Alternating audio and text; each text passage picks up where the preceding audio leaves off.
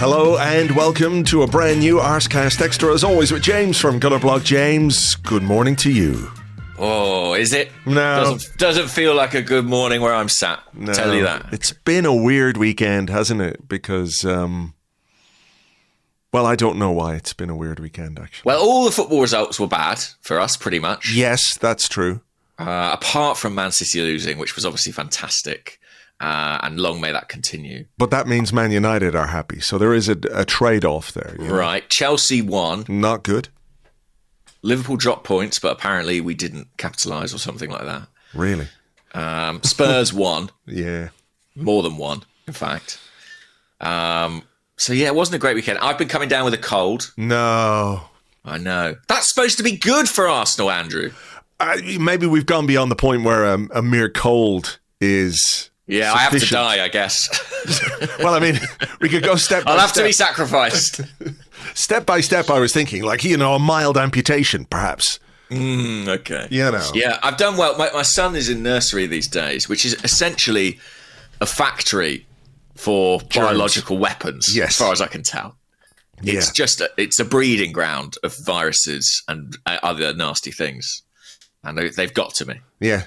It's great for the babies, you know, build up the immune system, etc., etc. Not so good for the parents when too late for me, home. Andrew. I've just never had an immune system of any note, really. So I walked right into this one. I went, in fact, I'm thinking back, on Thursday, I went into the nursery for the nursery Christmas party.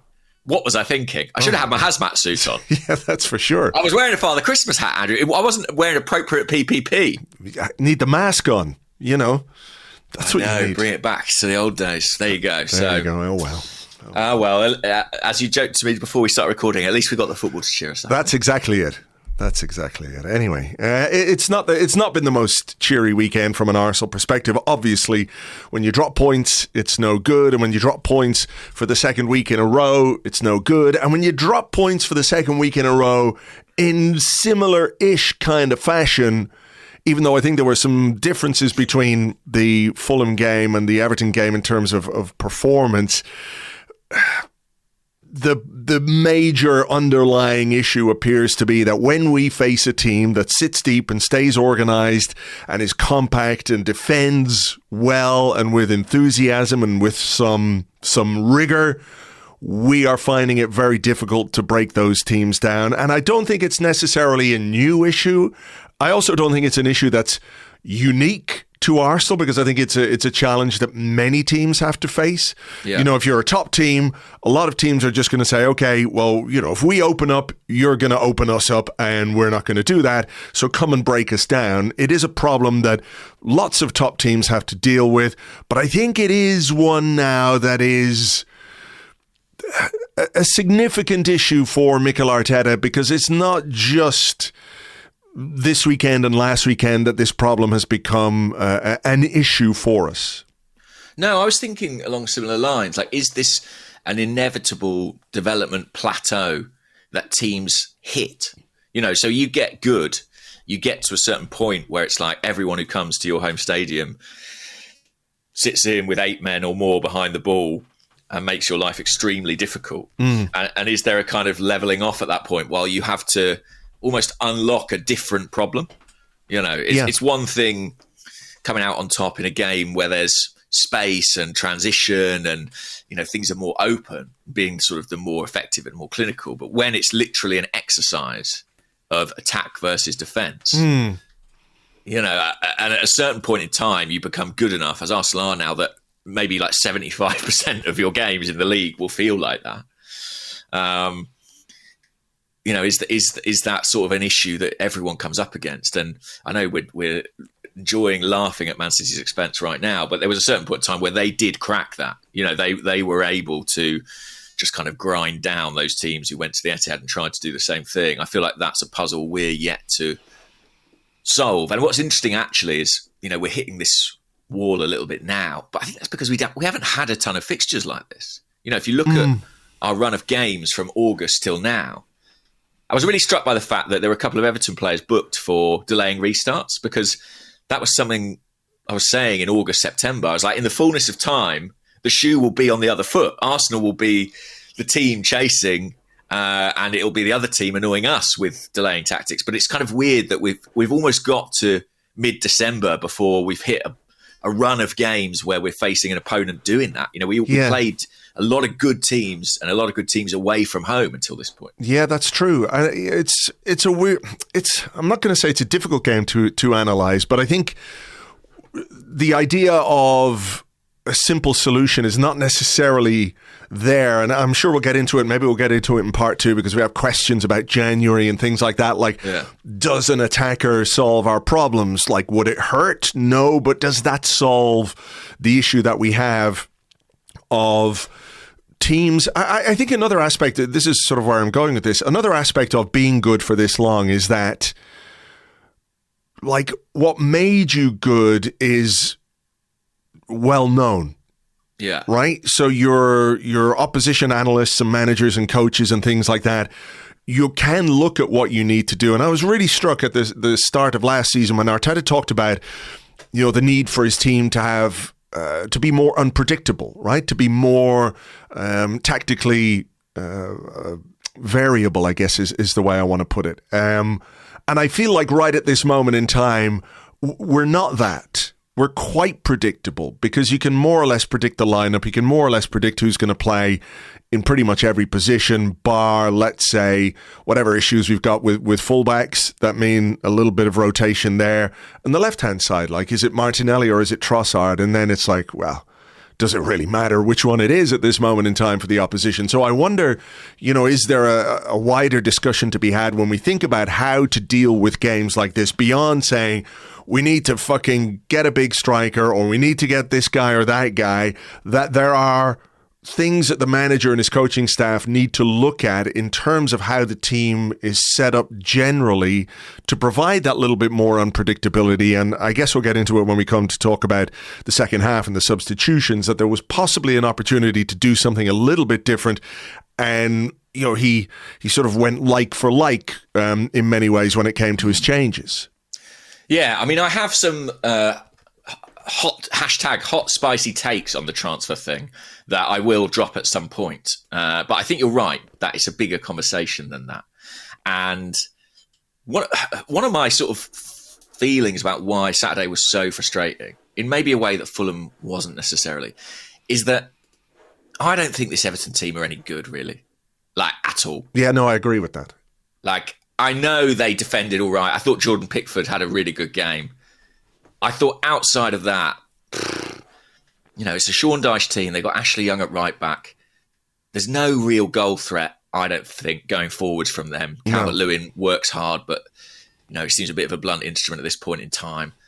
I don't think this is a good side. And so dropping points against them, particularly a side containing a few people we don't really like, is particularly galling. I agree with that, because I think what you do have to take into account with Fulham is that they're a decent team who do have attacking threat, who are in good form, and it was away from home. And I'm not saying it was, one thing is more frustrating than the other, but I think you have to look at the context. Well, Everton went to Liverpool and got something, right? Yeah, I mean, for sure.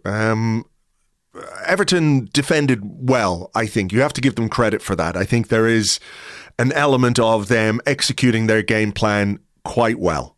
But if you're looking for the sort of pie chart version of this, it's sort of like Pac-Man with his mouth barely open, right? So The mouth open bit is Everton playing quite well in terms of their game plan. The rest of the pie chart, the rest of the Pac-Man, is Arsenal not doing as much as we needed to do to cause Everton problems. I really wondered where we were going with that. I have to be honest. Around the Pac-Man thing, I was like, I've got no idea but how this will resolve. But you pulled it off. Thanks very much. Thank you.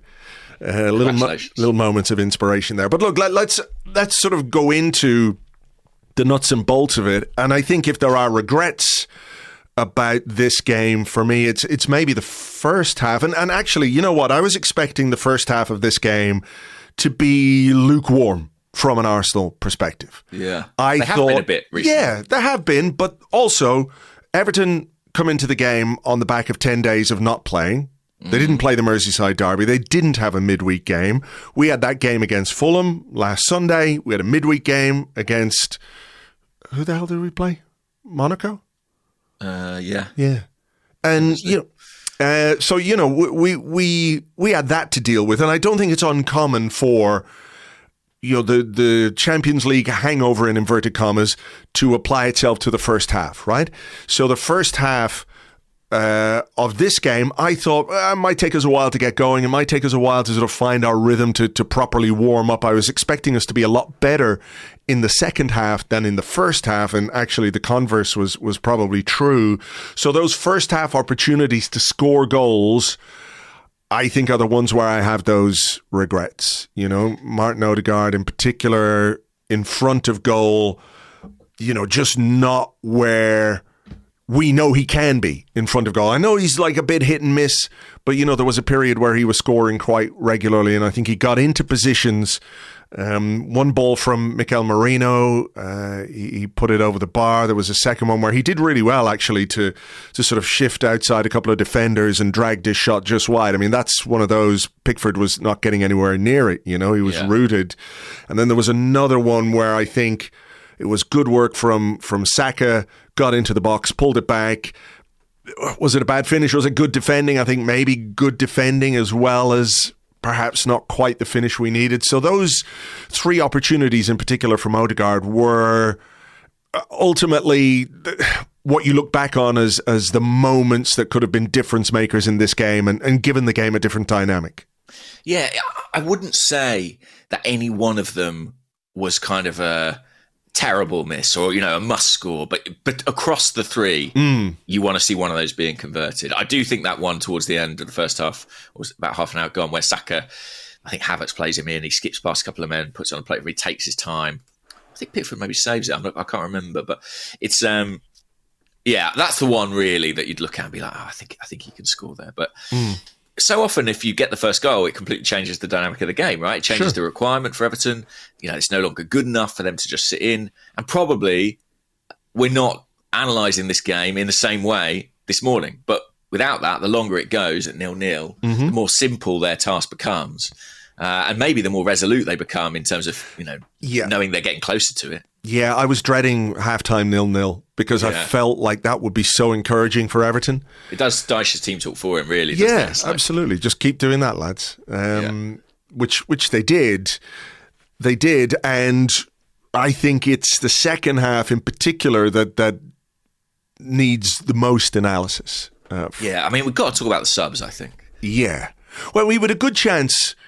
We had a good chance in the opening stages of the second half when it was an Odegaard cross. Yeah, Havertz won the header, headed it down, Saka on the volley to the near post. Pickford makes a good save, and you're kind of thinking, okay, that's like two minutes into the second half. That's what we want, at least. You want it to go in the back of the net, but you want to show some.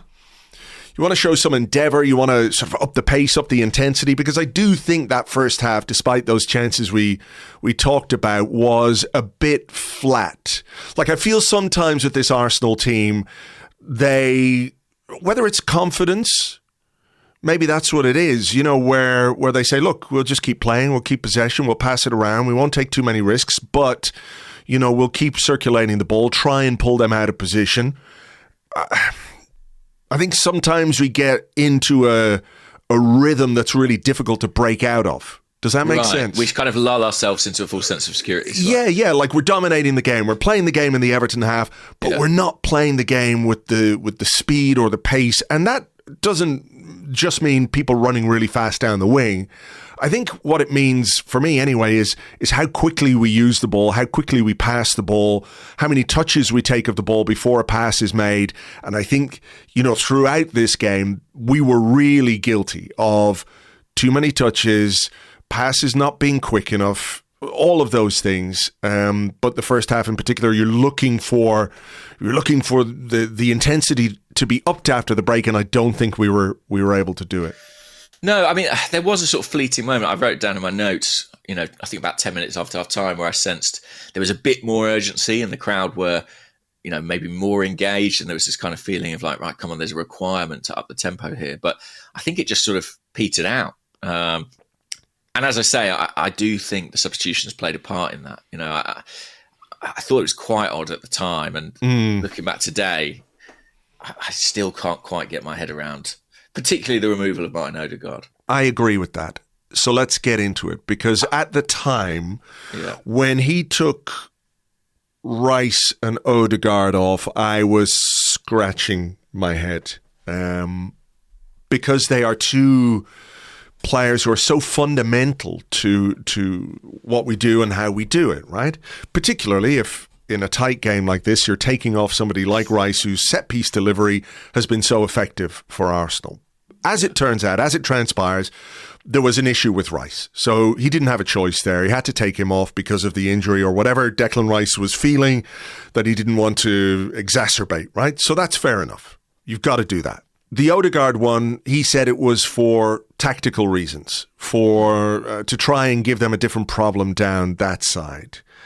Now, look, maybe there's something about Martin Odegaard at the moment we're not 100% on. You know, he got a good kick against Fulham, didn't he? He also is not long back from that big injury. He's played a lot. You know, there's a new arrival in his family. Maybe there's a fatigue issue that we're not fully aware of. Yeah, I mean, that is one thing I would suggest, is that he has got a newborn infant child, and one of the things that Arsenal will presumably be measuring on their players is sleep quality, recovery quality. Maybe Arteta would not have, I think, wisely not wanted to cite that in a press conference for fear of starting a hashtag baby out movement. Do you know what I mean? Yes, absolutely. So I think if that was a bit of discretion, but they think that Odegaard is not at his sharpest, and maybe some of those first half misses contributed to that idea in the manager's mind, I guess that would be an explanation of sorts. Yes, and I don't think that's beyond the realms of possibility. But what he said was, with Martin, it was a tactical decision to try and change their rhythm, especially on that side. Now, I don't think this was necessarily Martin Odegaard's best day. Certainly the first half chances that we talked about will colour people's view of his performance. But I also thought there were moments where he was combining with Bukayo Saka on that right-hand side that were probably our most dangerous moments in the game, in the second half. You know, the cross that he put in led to the Saka chance. Yeah. There was a lovely little pass, if you remember, and Saka got to the byline, went past the defender, pulled it back. Pickford actually cleared it with his feet, but it was one of those where he got himself into the sort of position you want to see Bukayo Saka, you know, in behind, basically. It's very difficult to get in behind a deep-lying defence like Everton's, but we managed to do that a couple of times. So I don't think the tactical explanation really stacks up for me. I mean, if it was a tactical mistake, because we were worse after he went off.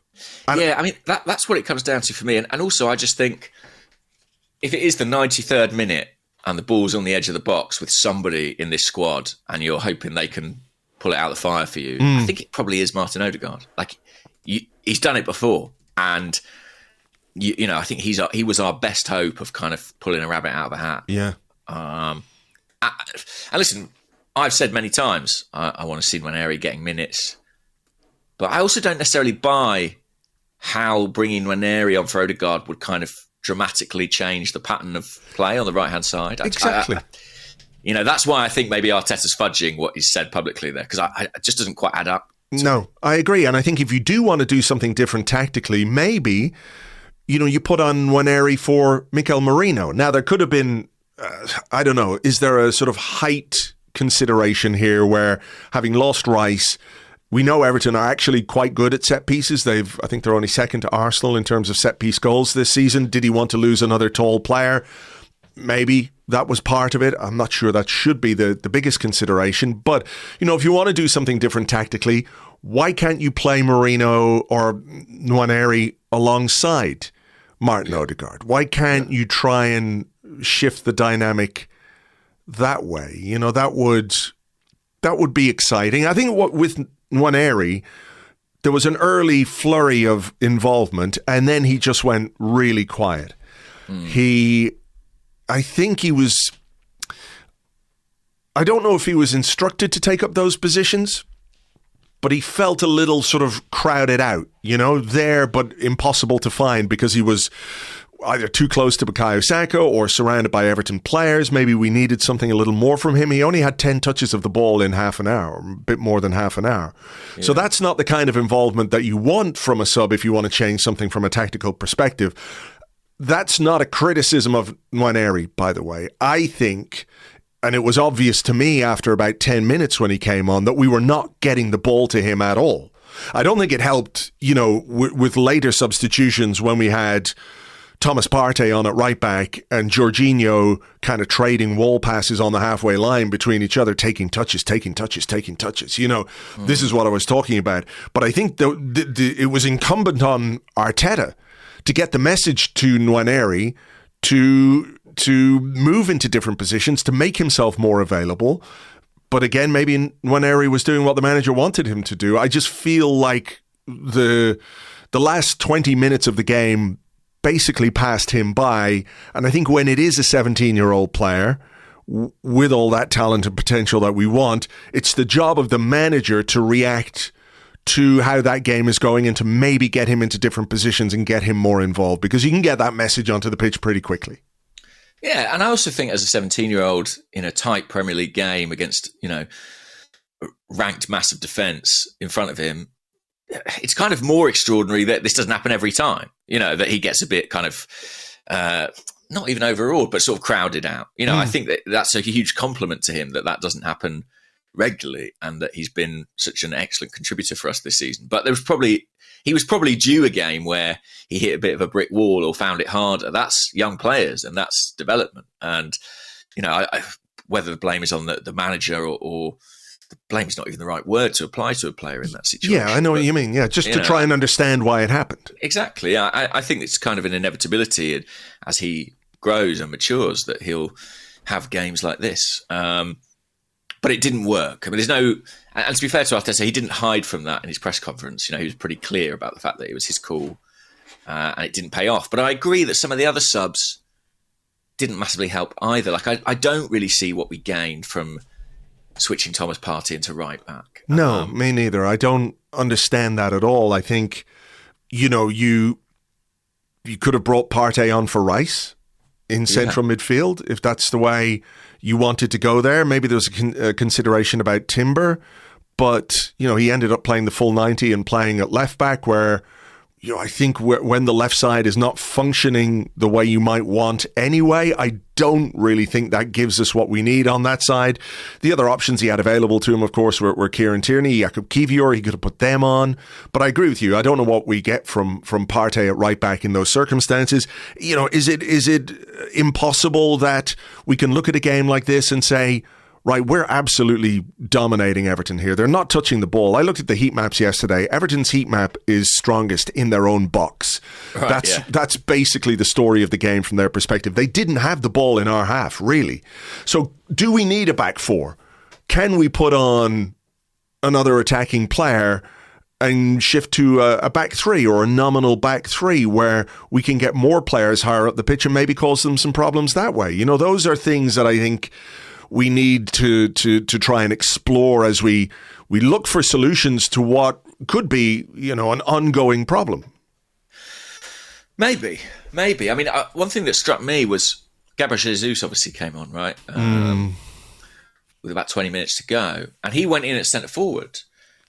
And Kai Havertz, certainly for the first 10 minutes that Jesus was on the field, was playing really deep, like in a sort of midfield, probably in Mikel Marino's position, right?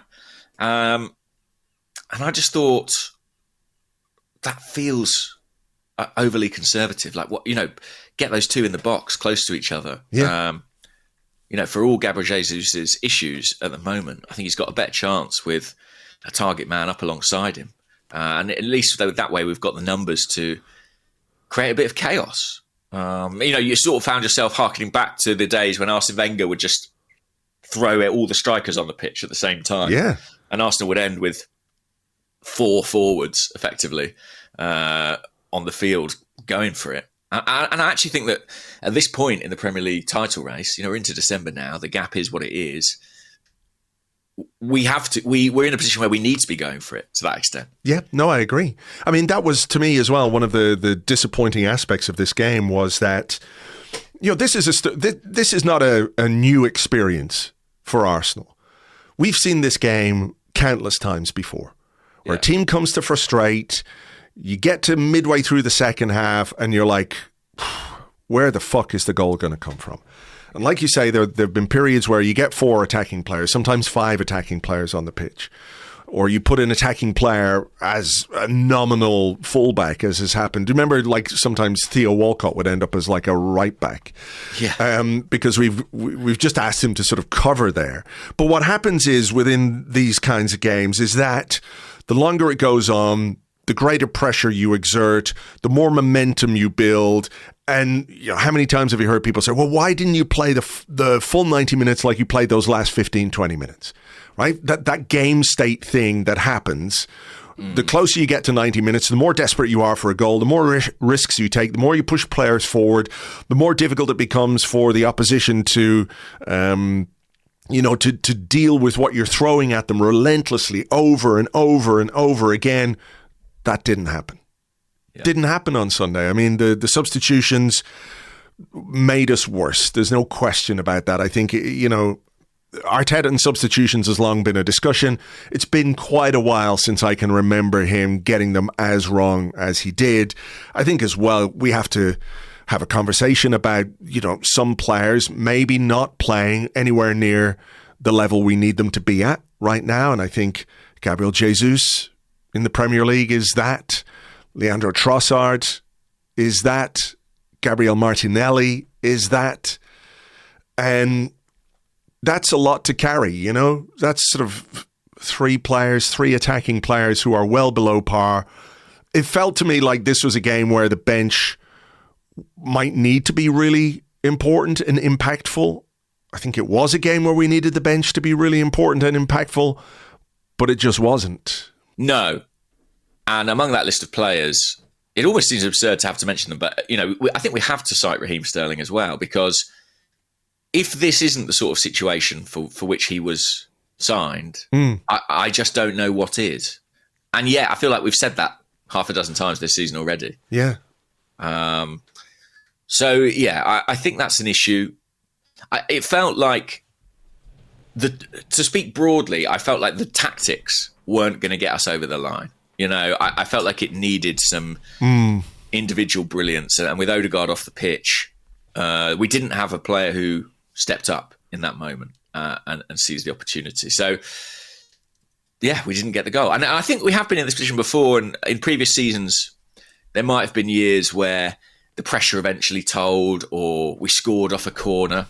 And who knows, if Declan Rice had been on the pitch, maybe that might have happened. But this season, I do think it's slightly characterised by those really fine margins not quite falling in our favour. For whatever reason. I haven't been ill enough or something. Yeah.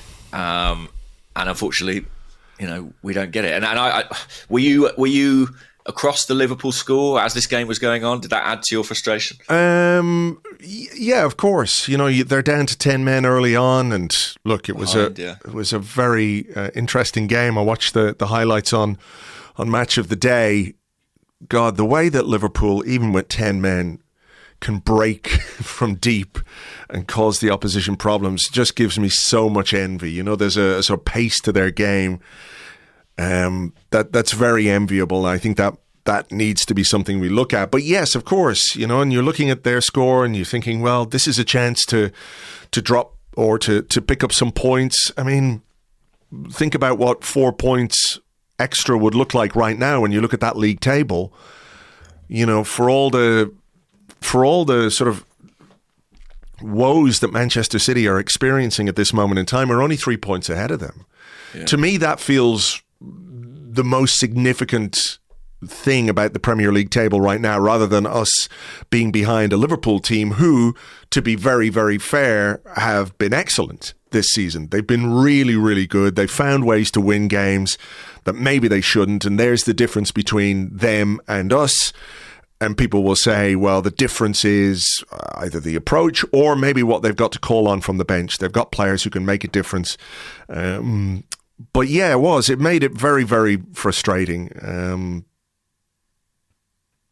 mean, it's one of those where I kind of feel like I'm sort of glad that we leave it a day and a bit, to do the podcast. Yeah. Where you can sort of look at things in the cold light of day a bit. But I also can really understand why there is such focus right now on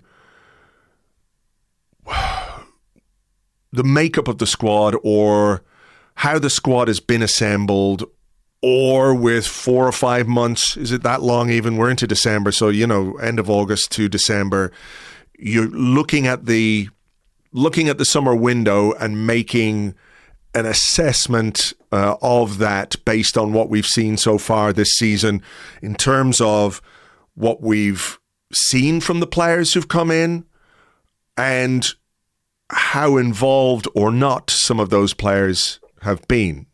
Well, and what we still appear to lack. Yes. Did we plug all the gaps? Did we emphasize the right areas? I always have to offer this caveat that, just over a year ago, we were having similar conversations about that summer's window. It was only, the tide of opinion on that was only just beginning to change around then, with David Raya finding form and Kai Havertz kind of coming good in that centre forward position. But yeah, I have had reservations about that window, and unfortunately, at the moment, I still have those concerns. It is. It's trying to find that balance between, I still think this is a good team. We are a good team. We're lacking something this season for sure. We're lacking the ability to get on top of those fine margins. I'm not throwing the baby out with the bathwater by any means, because I think what we've done and how we've got here and how we've raised expectations is part of why Saturday and last week were so frustrating, right? They're so frustrating because we expect better, because we know that this team is capable of better, as we saw last season. So it's not a case of because of this, everything now is shit and everyone is shit and we need to rip it all up and start again. I don't get into that. But I can understand why, in a season where, those expectations were high and where there are opportunities, or has been maybe an opportunity to sort of put some distance between ourselves and Man City and to catch up with Liverpool, we haven't been able to take them. And the reason we haven't been able to take them is not because we're conceding silly goals, which was a thing we used to do a lot, which I didn't like and you didn't like and nobody listening to this liked.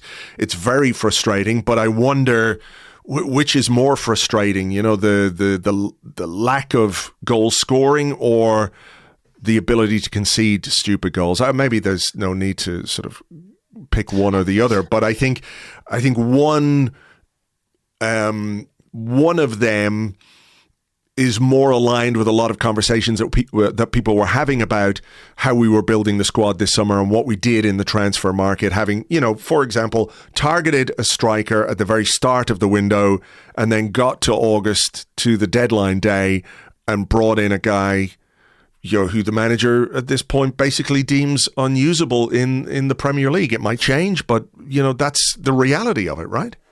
Yeah, I think so. I also think as well, we have to be self-aware, and maybe there's a degree to which, as Arsenal fans,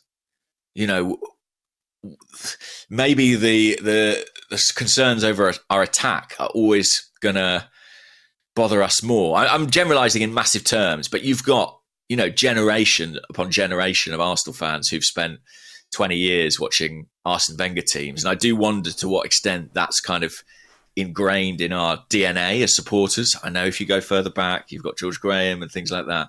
But I do think that people's idea of Arsenal is of them as a kind of swashbuckling attacking team. And I think maybe the gap between that and, where we are, certainly where we were on Saturday against Everton, causes a bit of angst. I don't know. But it's an interesting discussion for sure. And I suppose I might as well ask you now. Okay. How does this make you feel? We talked about this game a lot. How does it make you feel about the title? I mean, I don't think it's... I don't think it's on now, to be honest. I don't think it's 6 points to Liverpool, and they've got a game in hand. Yeah, I mean, it's not impossible. Mathematically, it is not impossible. And like you say, there was a period last season where we found it really hard to score goals. And it was only actually quite a short period. It was that West Ham game, the Fulham game, and then the FA Cup game against Liverpool. Yeah. It was 3 games that felt like an eternity. And then there was a break, wasn't there? And I think that sort of elongated that sense of like, oh, when are we going to score again? When it was actually only 3 games. And basically, in the last 10 minutes of a game against Palace, I think we added 2 or 3 goals to the scoreline. Yeah. Okay, and then we just went from there. So, it's not impossible for this team to click again. I don't think, the idea that, like I said, that everyone is terrible now and nobody will ever score again, I can't buy that, but I do think there is massive room for improvement in terms of how we play, chance creation, being more clinical in front of goal. So it's not impossible, but until we get to a point where we feel like an Everton game isn't going to happen again, I think, expectations might need to be tempered a little bit in that sense. Yeah. I just have this weird paradoxical thing where I don't feel like we look like champions-elect. I feel like in each of the last 2 seasons, I've been like, this Arsenal side look like they're really going to do it this year or do something. And they're not quite giving me that feeling, certainly in the Premier League. And yet, I do look at Liverpool and I look at their recent vulnerability, a couple of consecutive draws, conceding a few goals. And I don't feel like they are a sure thing either at this point in time. I still hold out some hope, but I'm pretty clear that improvement will be required. No, I agree. Yeah. I mean, it feels maybe a little bit more competitive because I think City eventually will steady the ship and they'll start to win games again. And Chelsea look good and Liverpool are good and we're not as bad as everyone says either. So, there is the possibility for this to be tighter and therefore more points get dropped along the way. I think when it is a 2-horse race and if one horse, is fucking juiced up on steroids, it's going to run out in front, right? Which is financial steroids, maybe, I don't know. But I think if there is a more competitive title race, then I think the points total is likely to be a little bit lower. So it gives us a way to get back in, but we've got to do better. I'm curious as to what you think Arteta can do because, look, we'll talk about January in part 2 because we've got all kinds of questions about transfers and things like that, which is fine. But let's do the thing or say the thing that nobody likes, which is that we have to get more out of the players that we've got, right? Sure. That is the reality of the game on Wednesday, the game next Saturday, the game on the 27th, going to Brentford on the 1st. There's going to be nobody new for any of those games. So what we have to do is get more of a tune out of what we've got. So do you have any sort of bright ideas about how we do that? How do we become a bit less predictable? How do we, unlock what I think exists within this group of players, which is an ability to attack better, to score more goals, to be more decisive, to actually be a little bit more exciting as well? I know it's hard when you're just playing against a team, but, I think we have it in us to be better than this. So does it mean a tactical shift? Does it mean personnel shifts? Does it mean him trying to play, in a slightly different way with slightly different variations of players in different positions? Yeah. I mean, it is hard because if Odegaard puts a couple of chances away in the first half, then the complexion of this entire discussion changes. And, it's tempting to be facetious and say practice finishing. The problem with that is if you spend a week hammering into the players that they need to focus on their finishing, you're probably going to get a load of players who are really stressed out in front of goal, and that's not going to help. I think that for me, it's about the in-game management. I don't actually have a great objection to the starting 11 Arteta picks or the way the team cut out the blocks, but it's like when the sands of time are slipping away, how flexible from plan A are you prepared to be? Yeah. How much are you prepared to gamble, basically? Mm-hmm. Are you prepared to roll the dice? I do think a lot of football is about gambling and being brave for players, for coaches, for recruitment people. there's a lot of rolling dice. And I think Arteta, if you're thinking in practical terms, well, I think our wide players would be better off with fullbacks who are supporting them on the outside, making overlapping runs, taking defenders away from them, rather than sitting in the centre circle. Sure.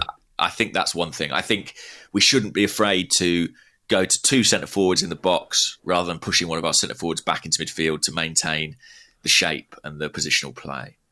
And I think maybe with our midfield selections, we could be a bit more aggressive and progressive. As you said, like, I'd love to see Odegaard and Ranieri, or a similar player on the pitch at the same time. Yeah. Not every game, not from the start necessarily, but in a situation where we need a goal, I feel like that offers a lot more creativity than some of our alternative solutions. I agree.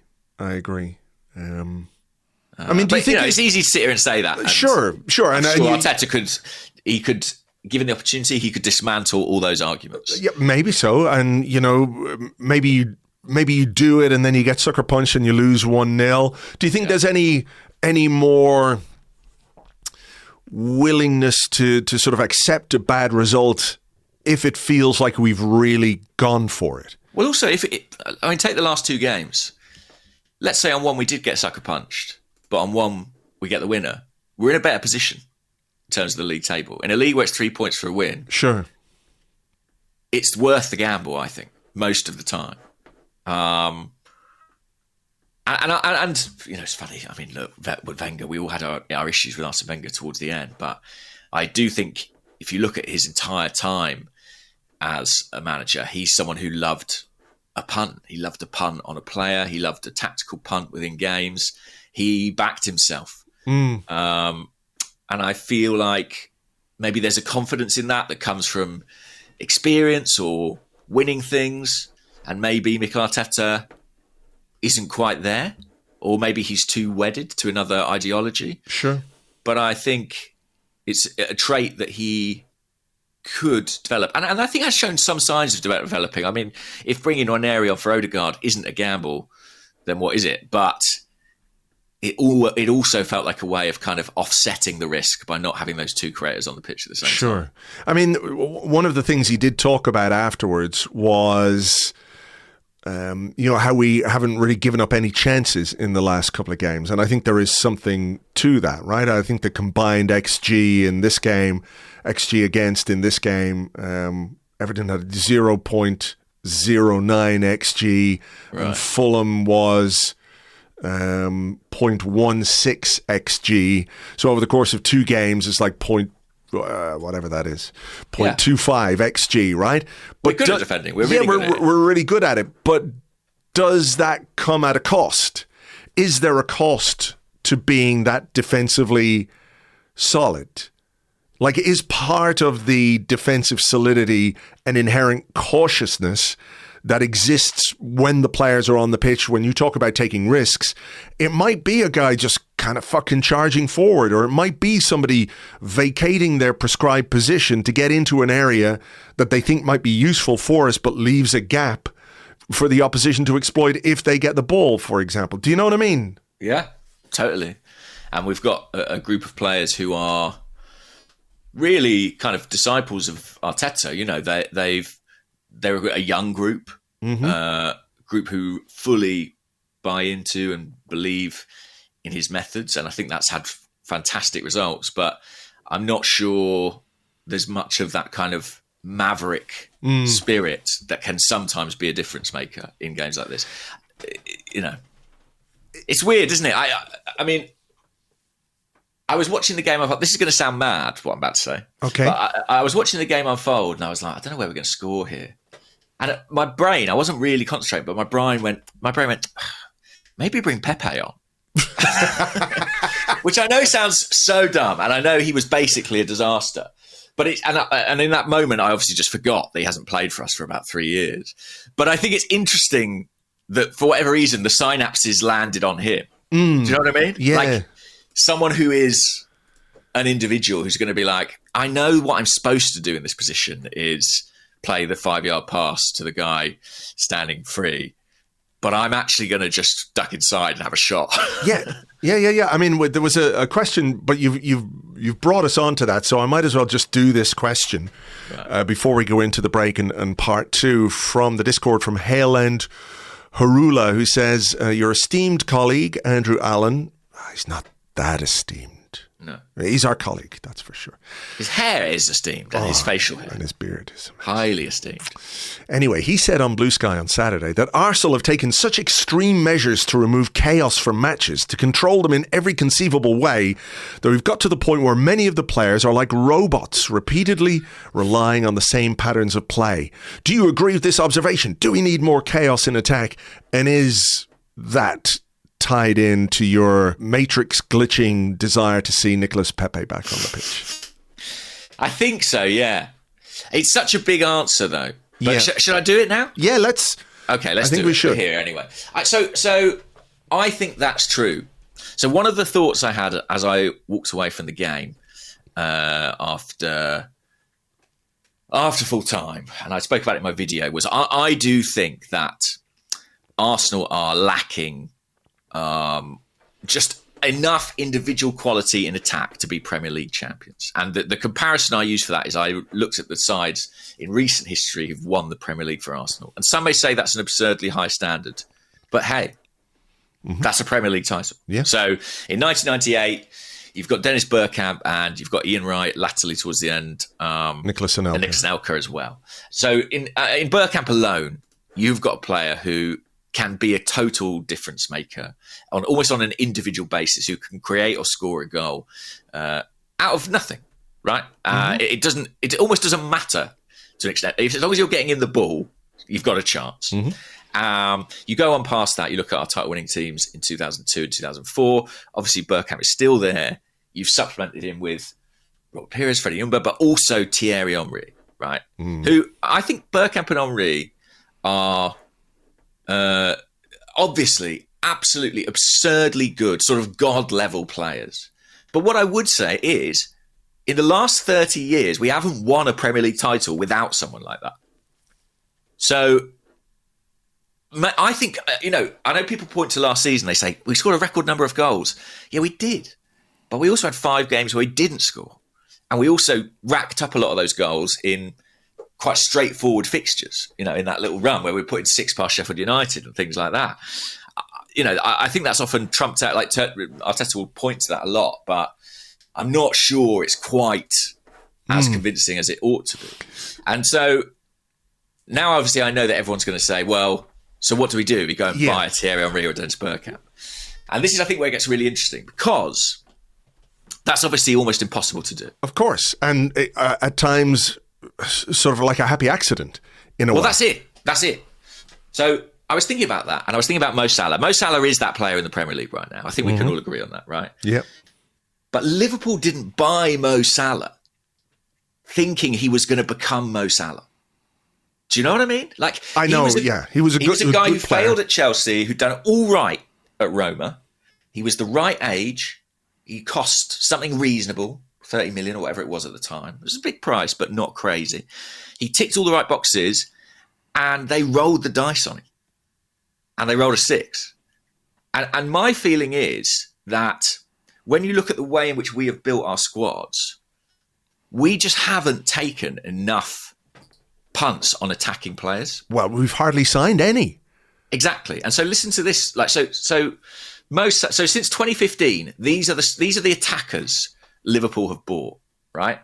So they bought Firmino, Benteke, Ings, Mane, Salah, Oxlade-Chamberlain, Solanke, Shaqiri, Minamino, Jota, Diaz, Nunez, Gakpo, Chiesa. Right. Now, half those players tanked. But that is, I'm afraid to say, how football recruitment goes. Unfortunately, the best strategy for football recruitment historically is proven to be trial and error. Yeah, wasting. Yeah. Yeah. And I know that maybe we're not a club. Look at Chelsea. I don't think they knew Cole Palmer's going to score 25 goals in his first season, but they just bought a shit ton of attacking talent, and he was the one who converted his potential. Now, obviously, I know we can't spend that kind of money. I know we can't and perhaps shouldn't be buying as many attackers as that. But I do feel that there's been a kind of a reticence to sign a forward unless it's the perfect forward. Sure. And I feel like that has left us in a position where, who knows, like if we'd signed 4 attackers more over the last 5 years, one of them might have turned out to be fucking great. Yeah, maybe so. I mean, the thing about it is, I think the forward market, if you were to say to somebody now, right, go and get anyone you want, and there's a couple of names that would be out there, right, like Isak or maybe Gyökeres for some people, or Osimhen or one of those. I just think, there is a really limited supply of top-class strikers out there. And then it's a case of like, well, do we spend money on a player we're not 100% convinced is going to be the right guy? Maybe, maybe not, But I think if you are waiting for the porridge to be just right, you could be waiting a very, very long time. And there are still no guarantees about, any player when you sign them that they are going to be a success. It's like you could spend 100 million. So, I mean, I think just sort of fleshing this out a little bit, what I think maybe when it comes to Arteta, when you look at the forward players that we've signed, who have we signed? We've signed Raheem Sterling, who we don't use. We've signed Kai Havertz, who we signed as a midfielder, and I think I like Kai Havertz, but he was signed as a midfielder. We've signed Gabriel Jesus, and we've signed Marquinhos. Trossard as well. And Trossard. And Trossard, to be fair, has been a decent buy, but that's it in 5 years. Now, he's been lucky, of course. He's been blessed with Bukayo Saka. We had Gabriel Martinelli, who looked like he was going to be, a really, really good player, but who has since, whether you want to say plateaued or stagnated, maybe that's what it is. But I agree with your contention that we haven't done enough to bring in forward players. We've signed probably, or spent nearly as much on goalkeepers as we have on forwards under Mikel Arteta. And that is part of this problem. I think just sort of flipping it around a little bit, though, to play devil's advocate on this, would Arteta's philosophy or the club's philosophy be, well, we don't want, or it's very difficult to find that one player. Therefore, the collective approach to goal scoring, attacking is probably the best way to do it, unless you're, absolutely sure you can find that player. Yeah, I think that's fair.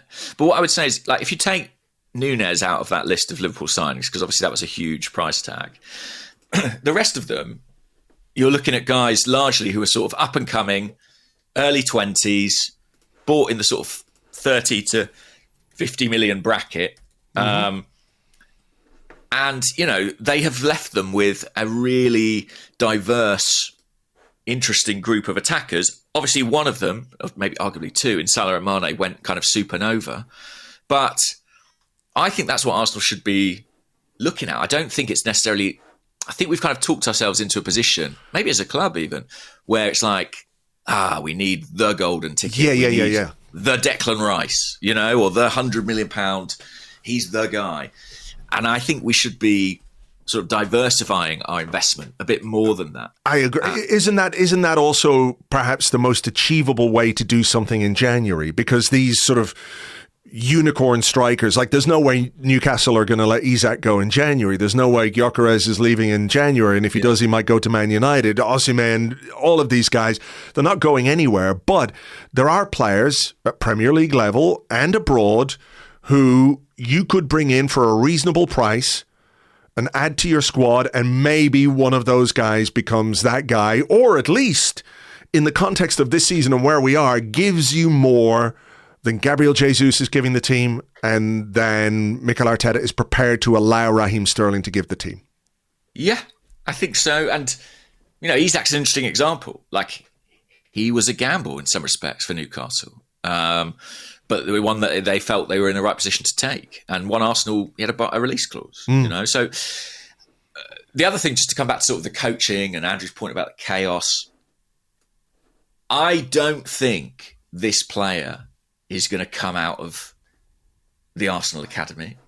Like, I think that Arsenal are so structured, and the team are such sort of acolytes of Arteta. They're almost kind of indoctrinated in a positional system and style of play. I almost feel like we need to bring in players that have had a different educational experience, that are sort of an antidote is a bit strong, but who provide a kind of different flavour in attack. Does that require Arteta to not indulge, but to compromise his own principles in a way where he might prefer a player to be more structured?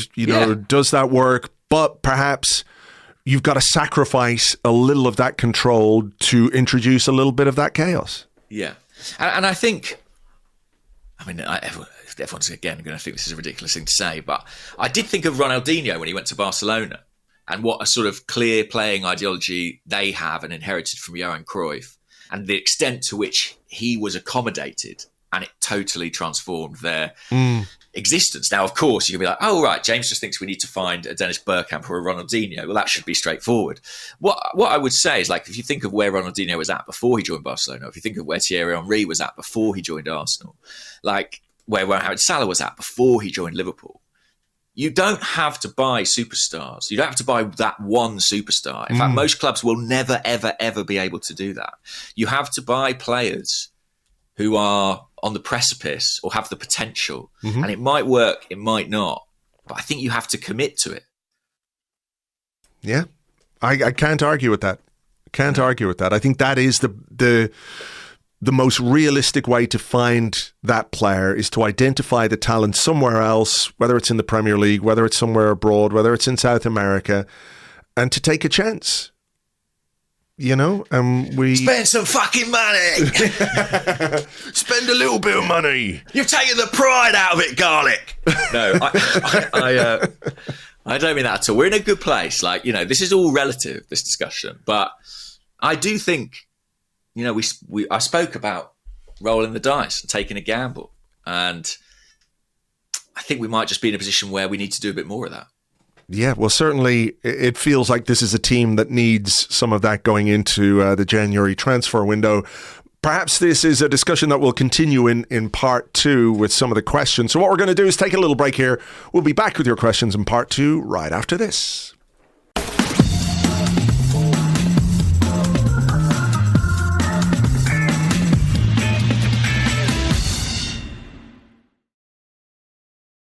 Welcome back to the Arsecast excerpt. This is part 2 of the show where we answer the questions that you sent to us on Blue Sky at Arseblog and at Gunnerblog. Also on the Arseblog Discord chat server, which you get access to if you are an Arseblog member on Patreon. Before we get into some of those questions, some mug stuff, right? Oh, yeah. We put our Goodly Morning mugs on sale. Many of you have bought those mugs. Thank you so much indeed. We said that we were going to give all of the money to charity. Instead, we're going to use it as a fund to buy Arsenal a new attacker. Sorry. Yeah. But that's just what we need. I'm sure they'll understand. No, of course we're going to give the money to charity. I have received or have just been notified of a payment from the Redbubble people who sell and ship the mugs. So we've raised just over €4,000 for Oscar's Kids and for children's hospices across London, because this is the season of goodwill and giving. What we're going to do is we're going to round that up to €5,000. So we're going to give €2,500 to Oscar's Kids. And we're going to give €2,500 to children's hospices across London for the incredible work that they do for sick kids and their families. And at this time of year in particular, it could be very, very helpful. So thank you to all of you who have bought those mugs. And, going forward, if, the mugs will stay on sale going forward, we'll continue to donate the proceeds of those mugs to those charities as well. But for now, just before Christmas, $5,000 raised for both of those. So very, very decent. Thank you so much, everybody. And let's hope the powers of the Goodly Morning mug are soon restored. Let's hope so. Another mug thing, we've got a little bit of a competition for you. Our friends at Playbook Products have got some Arsenal mugs to give away. If you go to their website, playbookproducts.com, one of the mugs is Arsenal's greatest goals, 97th minute heroics.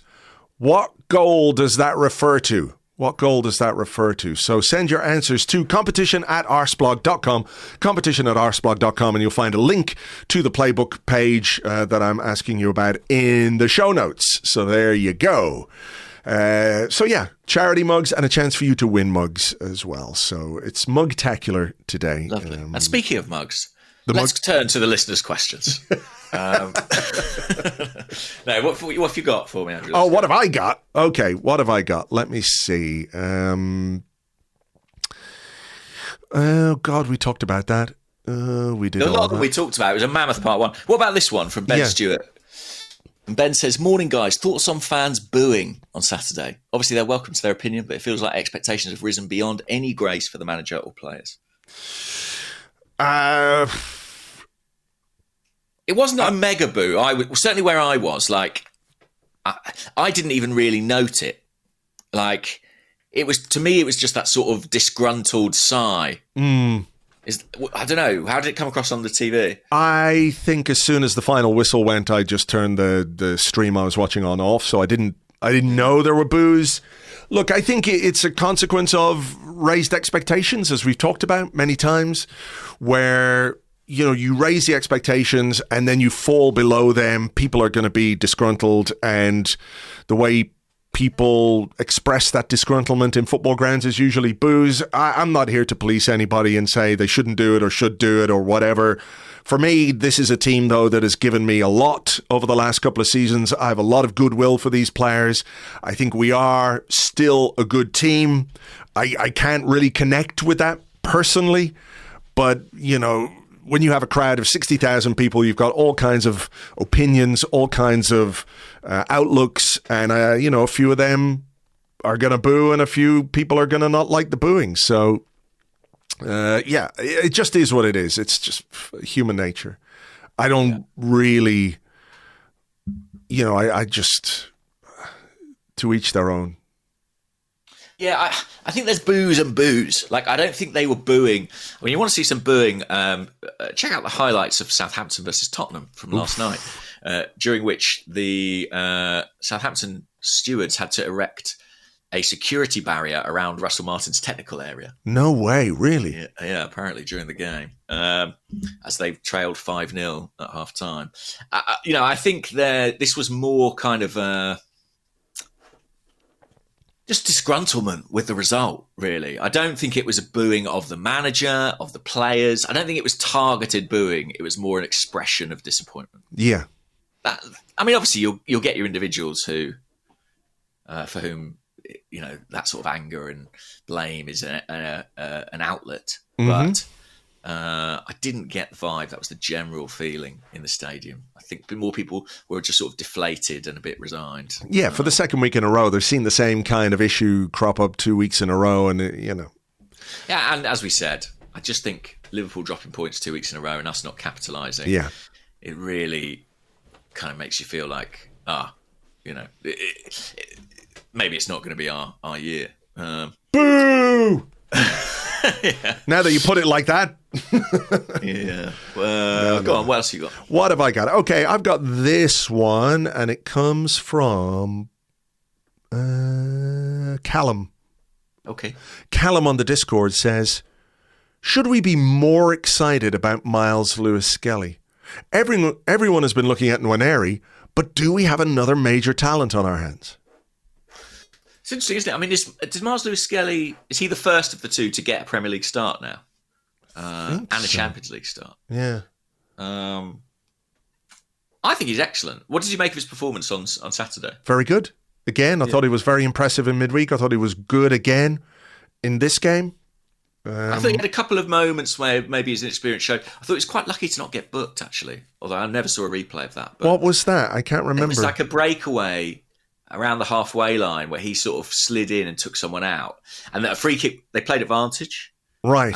But the ball stayed in play for about 5 minutes after that. And afterwards I was like, he's obviously going to go book him. And he didn't. He just sort of had forgot. a stern word. No, he did have a chat with him. All right, okay.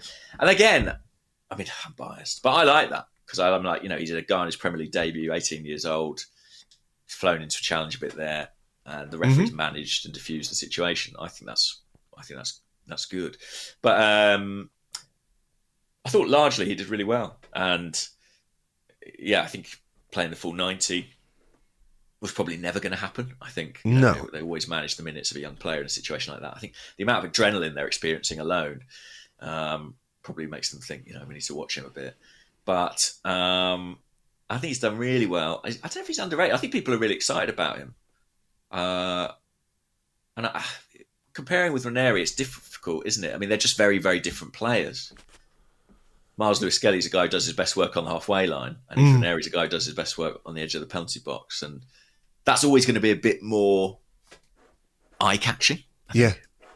Thank you for coming back into the mic there as well. Yeah, sorry. I sort of got myself I was very loose. I was sort of had my feet up. Yeah. I was sitting back. I was really sort of ruminating on that. And then I suddenly thought, probably can't hear me, actually. Yeah, I was about to stop and say, I think you need to talk into the microphone. Yeah. I think I've done that for a whole podcast before by mistake. But this time I had the self-awareness. No, I really like him. I think he's been very impressive. I think what essentially he's done over the last couple of games means that we've added a player to the squad in a way.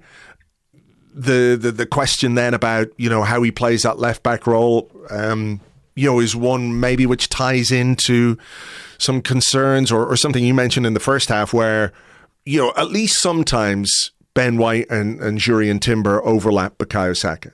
Ben White much more than Jurrien Timber in the last couple of games. I accept it is very difficult to do the overlapping thing when there's no space to run into, when the opposition are sitting as deep as Fulham did and as Everton did. But of course, it was Thomas Partey at right back, wasn't it, for Fulham? So, that ability, does he have that ability to play on the outside a little bit? Maybe he does. I think he's linked things quite well.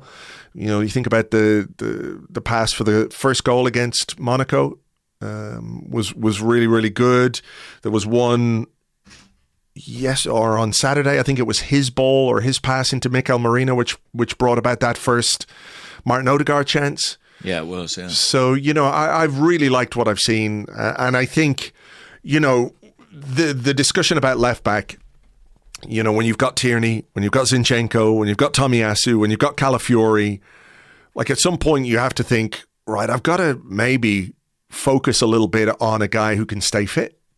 Yeah. And for now, touch wood, and hopefully forever, he's that guy in the squad, as a sort of, I don't want to say natural left back because I know he's been moved back there and been retrained, repurposed, if you like, from his youth days in midfield. But I just mean in comparison to someone like Jakub Kiwior, who is available, but who is a centre half being asked to do a job at left back, whereas Lewis Skelly, I think, could be more natural in that position. Yeah, I mean, we've really applied the kind of recruitment strategy I'm asking for in attack to the left back position in recent years. Yeah. And I actually think there's sort of a danger that had Lewis Skelly not made these strides forward, that, we might have been looking at the fullback areas in January again. I know it sounds crazy, but maybe as a short-term solution or something, because we had so many injuries there. I really like him as a left back, I must say. I think he's got real potential there. I'm not sure he is ever going to be a guy who gets to the byline or goes on the outside. Arteta, I could see in the second half, shortly before he brought Lewis Skelly off, had a big chat with him, and you're always, it's guesswork really, interpreting what the pointing and gesticulation means, but it felt like that's what he was asking him to do, and he brought him off shortly afterwards, maybe because that's not an aspect of his game he's developed yet. But as Ben White shows, that you can add that. And I think it was the Monaco game, he was playing at left back, and again my mind was kind of wandering, and I saw him there, and from a long way away, in terms of his sort of body type and the way he moves, I had this flash of thinking it was Jurrien Timber. And I think he has a very similar kind of physique and physical suitability for that fullback role, that kind of very sort of tigerish, almost like middleweight shape to him. Yeah. I think he's got a great chance, and I'm really happy for him that he's making the step, and happy for the academy. I think it's fantastic. Of course. Can I just follow on from that one with this one from Blue Sky, from Machu AFC 84. He said, I appreciate we do not know what his fitness levels are like, but would you have liked to Kieran Tierney thrown on in the last 15 in a game like Saturday. Felt like our wingers were isolated. Partey never overlapped while Timber inverted from the left.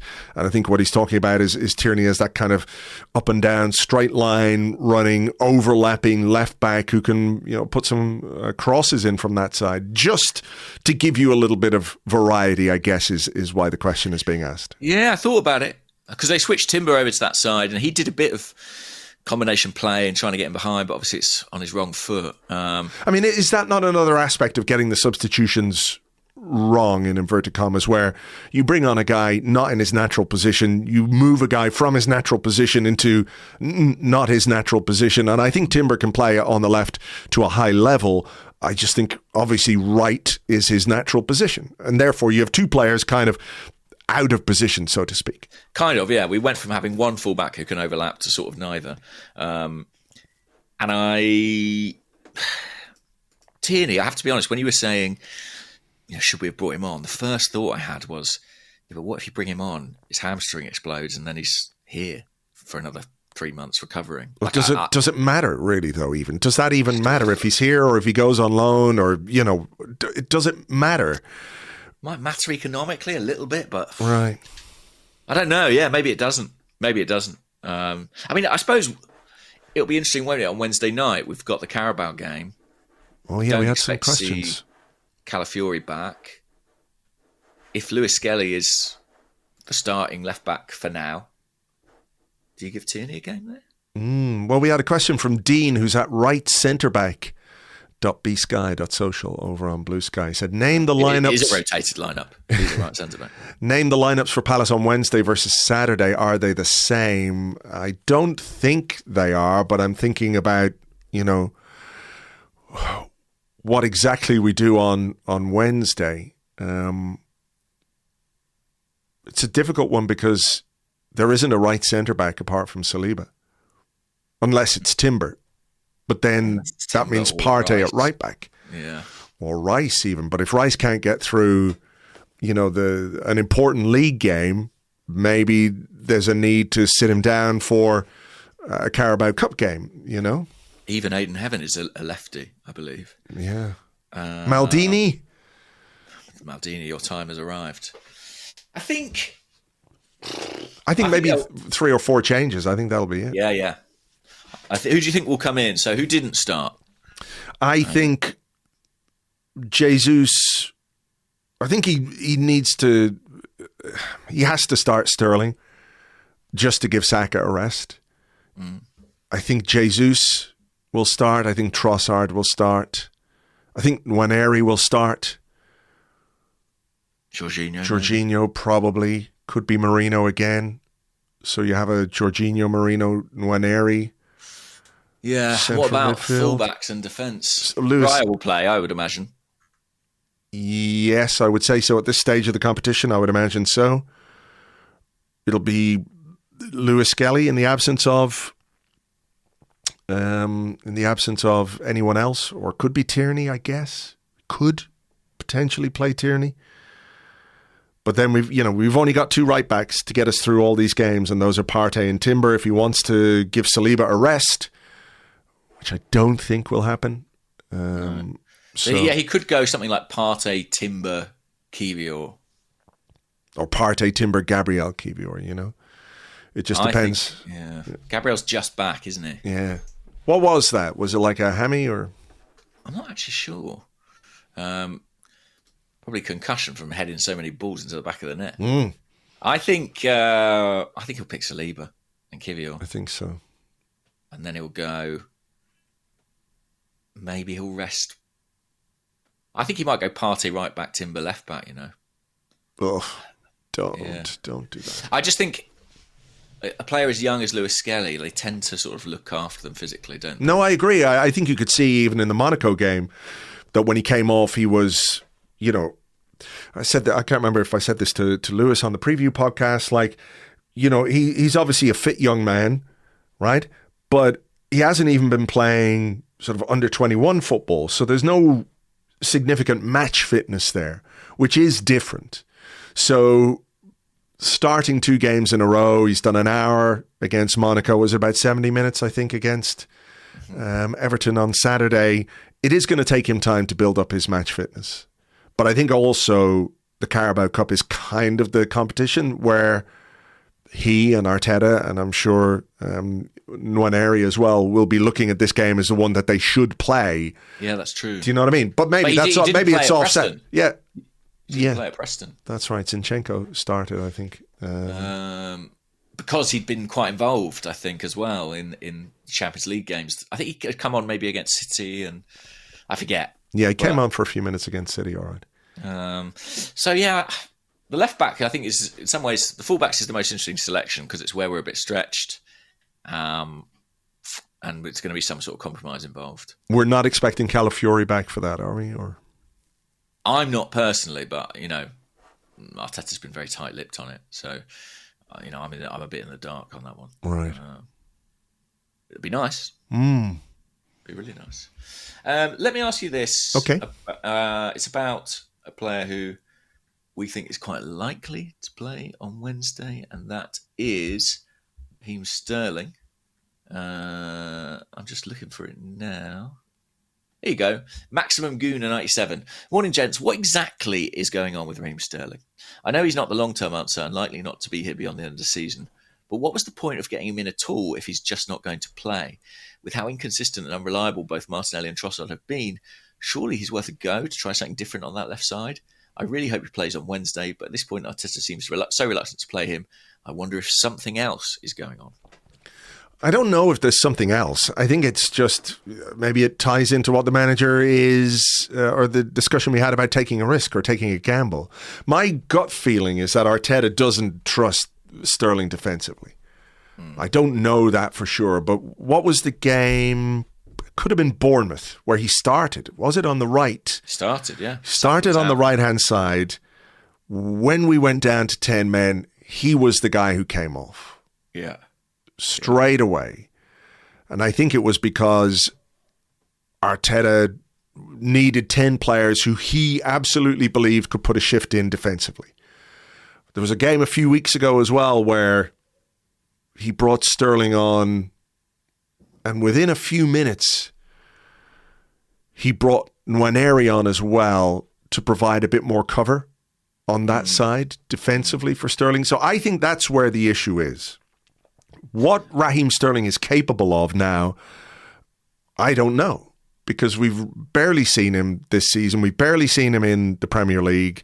We've seen him a bit in the Carabao Cup, but that's hard to make an assessment on because you're playing lower league opposition.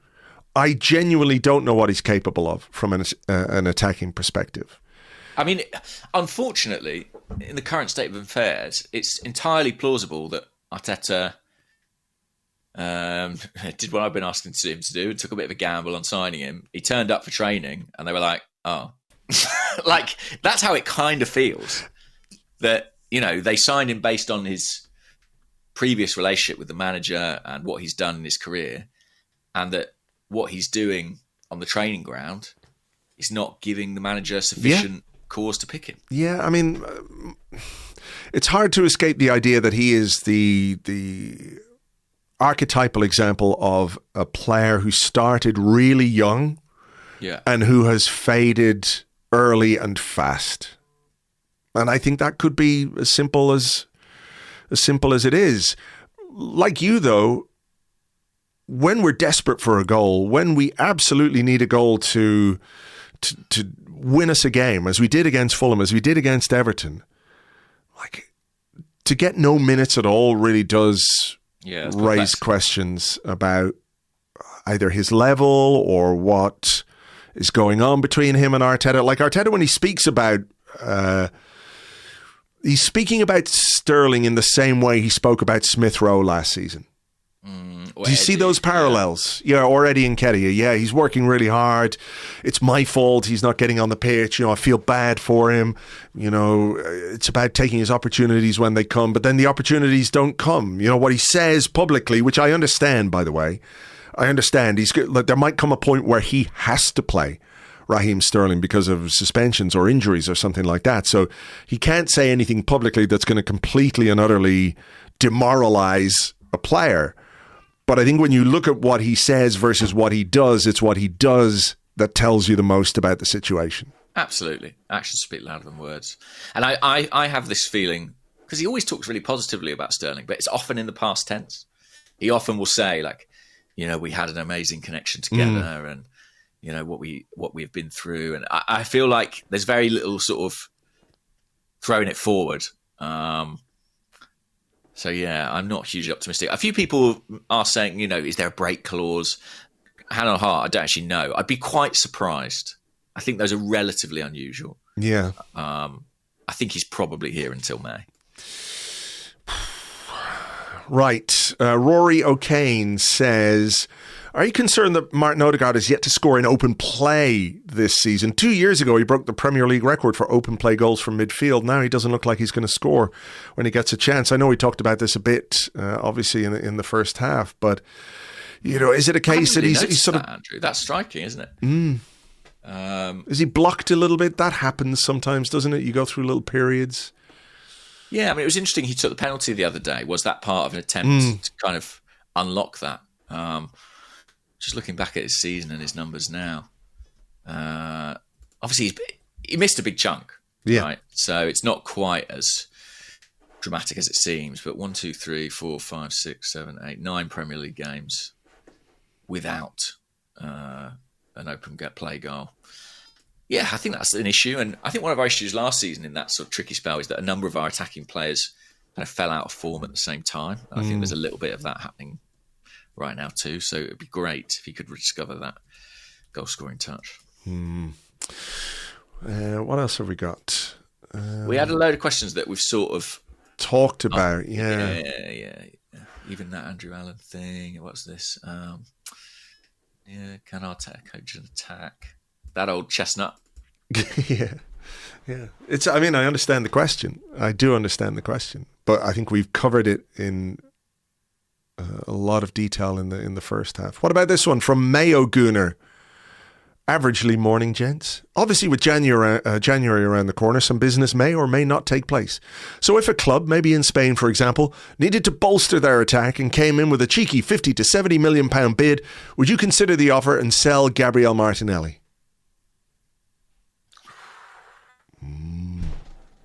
No, I'm going to say no, because I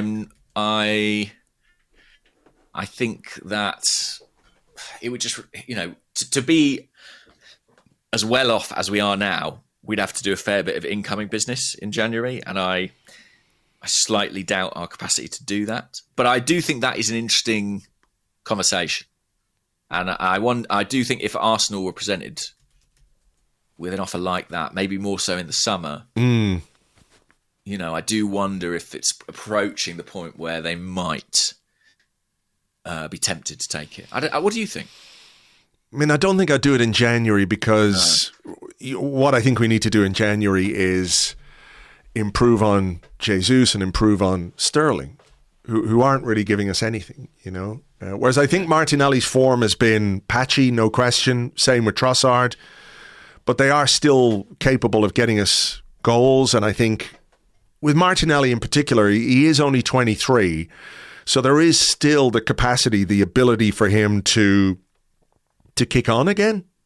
I also feel like he's not a player that I would ever want out. Like, he's not a problem. Do you know what I mean? Like, he's not a guy who I'm like, oh, he's a bit toxic, or like, if I was building my dream Arsenal squad, like based on what we have now, you'd probably have him involved, but you just might have him behind someone else in the pecking order, potentially. Yeah. Whether he'd be up for that is another matter entirely, but his attitude is so good.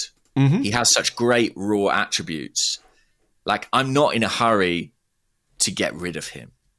If the question is, can we upgrade on him? Mm-hmm. I'd have to say yes. Yeah, I don't disagree with that. Yeah. I don't disagree with that. I think he has, like I said earlier, plateaued considerably. There is a wider discussion to be had about our left-hand side, I think. The lack of consistency at left-back. The left 8 remains a mythical problem for Arsenal, doesn't it? It feels like, almost like that one position could be the key to unlocking more from this team with what we have. That if that was functioning... What did you make of Marino on Saturday? Because I saw him get a fair bit of stick. I mean, I think he's been fine. Yeah. I think he's been all right. You know, he set up that good chance for Odegaard. Maybe a little culpable when we talk about how quick we move the ball. You know, like, he's fine. I don't think he was really terrible or anything. I don't think anybody was like absolutely awful on Saturday. Were they good enough? No. But I haven't really seen, like, this is only the second time that Rice, Marino, Odegaard started. Exactly. Yeah. I'm sure the plan when they sat down and sketched that out this summer was for that unit to be much more involved by this point. You know, it's December the 16th and this is only the second time they've started a game together. That clearly wasn't in the plan. This should be when they're finding their rhythm, right? Exactly.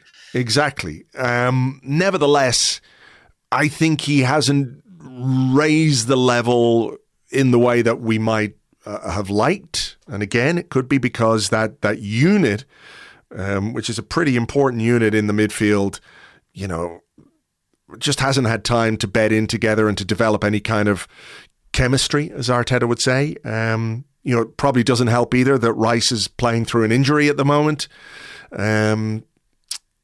But like, I think he was fine, but I don't think he's the guy, you know, to really unlock that position for us. It feels almost like Arteta thought, right, I need somebody who is Granit Xhaka adjacent in a way.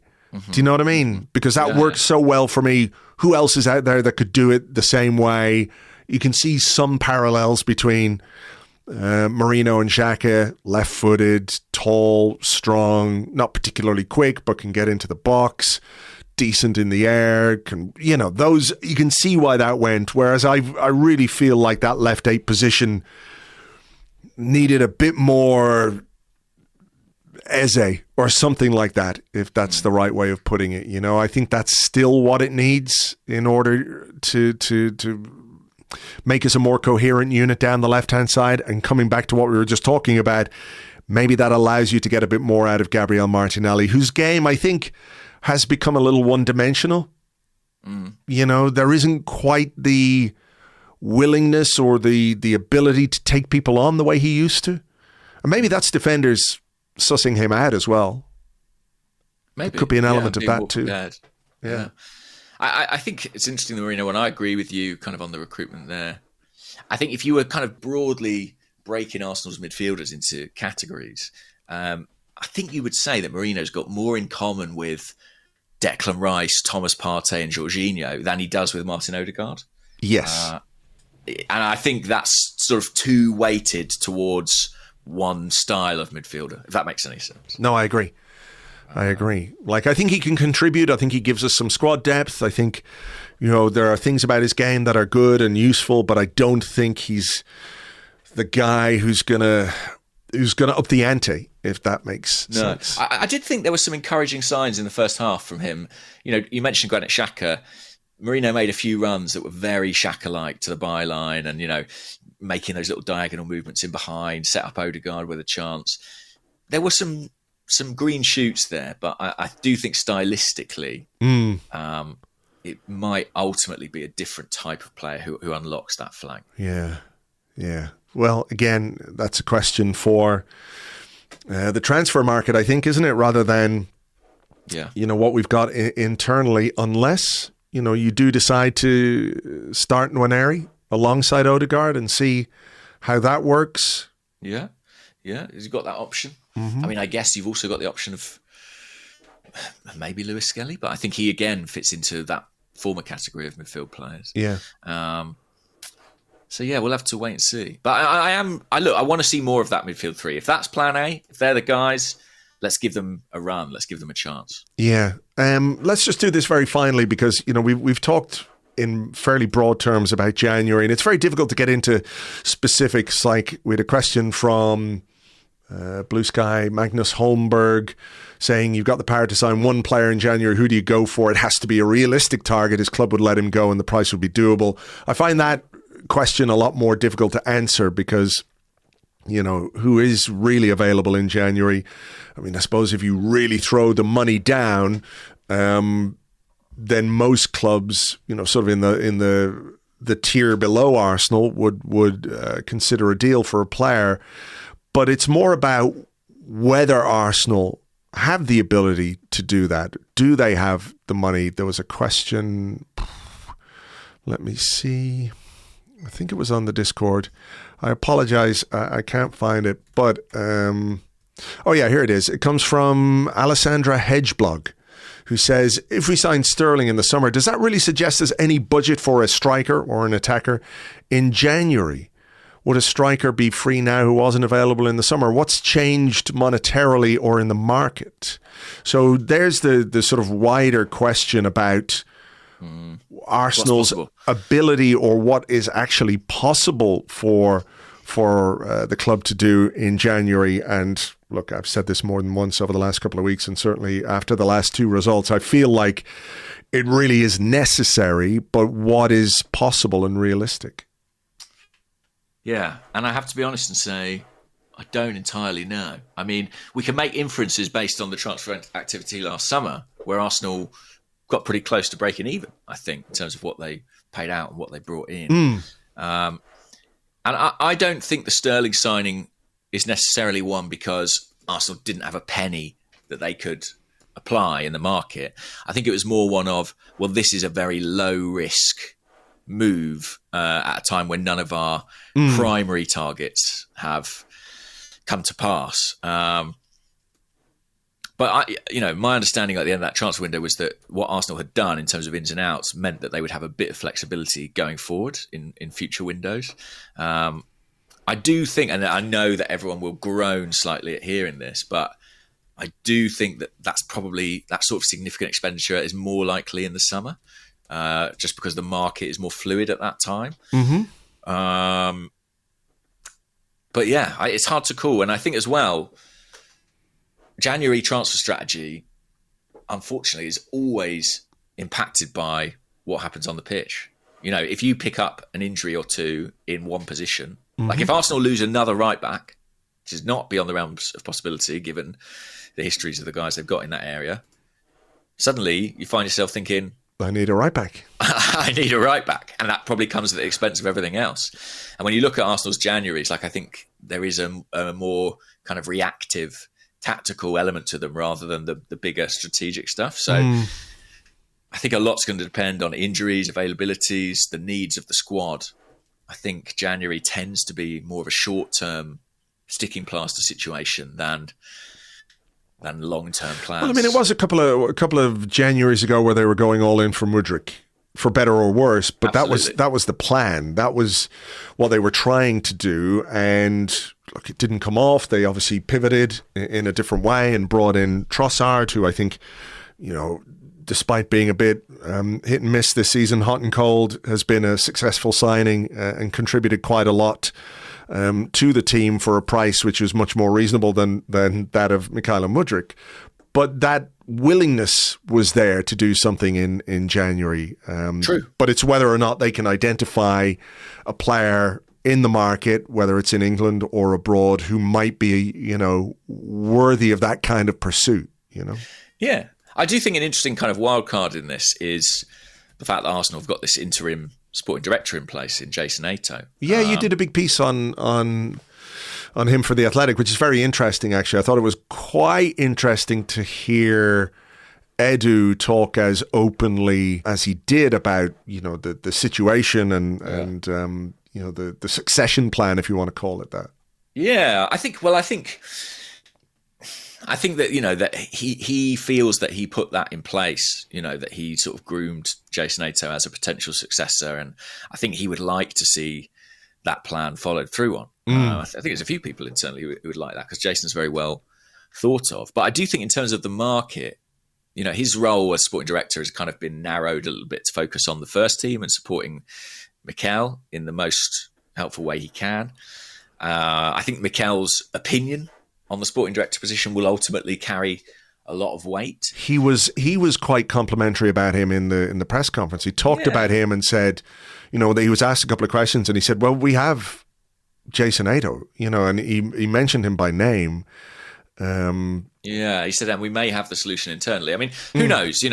He may just be being political there, and ultimately, he's not leading that process, as he said himself, Arteta. But I do think if you're Jason Ato and you want the job, and you want Mikel Arteta to want you to get the job, the best thing you can do is find him a player. I mean, is that? I mean, the process of how transfers go down is obviously a very interesting one. Yeah. But could it be as simple as someone like Jason Ato studying the market, seeing who's out there, doing a little digging on availability and price and things like that, and then presenting that as an opportunity to Mikel Arteta and the board to say, look, this guy, this is what he can do, this is what he could bring to the team, this is how much he could cost, this is how much he's going to cost in wages. Is that a possible scenario that could happen in the January window, or maybe even before the January window, if they're thinking about, being active? Yeah, I mean, you'd have to imagine those conversations are happening right now. And basically, they all sit in a room in a video suite at London Colney. And, the recruitment department, I guess it'll be Jason Ato, there might be others in there, the head of recruitment, or one or two more will sit with Mikel, often with Albert as well, because, trusted lieutenant to Mikel, and they will talk through lists. They'll talk through positions and lists of players and watch clips. I mean, that is essentially... when all that work of like building the relationships, identifying the players, getting the data, that's where that all comes to a head, is in those meetings. I don't know, but you'd have to imagine that meeting is sort of, those kinds of discussions are happening right now. Unless there is something we don't know about that means that Arsenal can't do something in January. And, I just have to hold my hands up and say, the Cronkies aren't showing me the accounts. I don't know. Yeah. Do you know what I mean? Yeah. But I have to believe, based on the way the summer went, there's at least a possibility. And I don't intend to it shouldn't become the case that if we don't sign someone in January, well, it's all Jason Ato's fault. Edu would have done it. No. That's true. I get that. I think the decision will ultimately be led by the club, right? And I think what Mikel wants to do, what Tim Lewis wants to do, what Richard Garlick wants to do, what the owners want to do will be a factor. But if we're all making a case for how and where this Arsenal squad can be improved, you can bet those conversations are happening internally as well. No doubt, but fingers crossed that they can bring something to fruition. Just does feel like, not that we've gone stale, but something new might just be required to spark us back into life a little bit. But in the meantime, of course, we've got to win some games. 2 games against Crystal Palace this week, which is a weird dynamic, obviously. And we'll talk about that a little bit later in the week. We'll do a post-game podcast on Thursday for you. A little later on Patreon, we'll look back at what was a very interesting weekend in the Premier League. In the 30, myself and Phil Costa. You can join us for that, patreon.com/Arseblog. For now, though, take it easy and we will catch you on the next one. Bye-bye.